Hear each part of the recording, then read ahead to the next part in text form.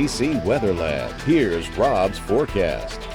Welcome back. Well, it looks like we're going to see another round of showers and storms tomorrow, but not to the extent what we saw today. Very heavy rainfall, 6 to 8 inches of rain in central Louisiana with some flooding, but fortunately things have quieted down. But we're still going to see some storms, but things will be a little bit quieter. So let's take a look at the big picture as we look at the infrared imagery. You can see this thunderstorm complex that bubbled up and then dropped to the south and eventually southwest following the upper level flow. You can see how the storms really got fired up mid-morning and then moving southwestward, but not before putting down 2, 3, maybe up to 4 inches of rain per hour over a couple of hours, and that produces flooding anywhere, no matter what your drainage, no matter what your elevation is. That's why we say, even if you're not in a flood zone, get flood insurance. It could just pour right over your neighborhood, 6, 8, or 10 inches on a slow-moving storm, and things are over with awfully quickly. So here's the radar satellite composite in motion. It's kind of caching right now, so as it caches, you'll see. But you can see how the storms really got fired up across central Louisiana and then dropped slowly to the south and west during the course of the evening. Now we're left with generally fair skies across the area. Not much shower activity, but there might be a shower or two overnight tonight, as indicated by the high-resolution rapid refresh model. We start tomorrow morning off. If there are going to be storms, they're going to be down by the coast, and more than likely we'll see what we call land breeze storms, where we have this light north flow here and then a little bit of a southerly flow coming out of the Gulf of Mexico, and that's where storms form up. And anytime you see storms along the coast first thing in the morning, and the key is watch GMA in the morning. Got a couple of storms out there at 5 a.m. They're probably going to work their way inland,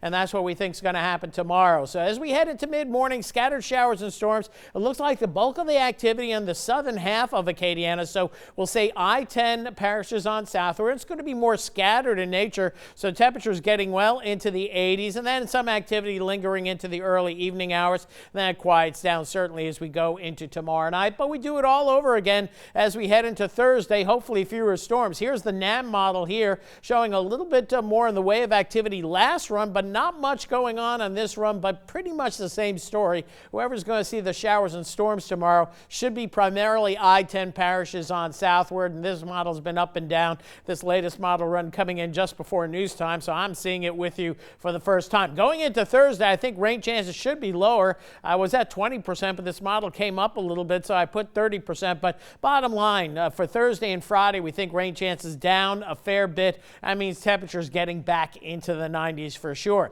Meanwhile, the tropics are getting a little bit more active. We're tracking 2 disturbances, one by San Juan, Puerto Rico, and then another one south of Cape Verde. And this one now up to a 40% chance of developing down the line, especially as it gets closer to the Caribbean islands here. So we're going to be watching this one. European model picks up on this, and we'll show you that in just a bit. Secondary one we don't think is going to develop. 0% in the next 48 hours, 10% next 5 days. It's going to bring moisture maybe to Florida, certainly the Bahamas, but we think this system is going to get pushed out to sea, and we'll show you that in just a bit. Pacific side, things are busy. Major Hurricane Eric, 130-mile-an-hour winds. Flossie is going to intensify, may become a major hurricane down the line, could threaten the Hawaiian Islands in days 8 or 9. We'll have to wait and see. Meanwhile, our other storm is going to be more than likely going south of the Hawaiian Islands and should weaken down to a tropical storm. But nonetheless, big waves on the way for the Big Island down the road. So as we open it on up and take a look at the models, here's 95L. This one hasn't been identified yet, but it's going to be called 96L.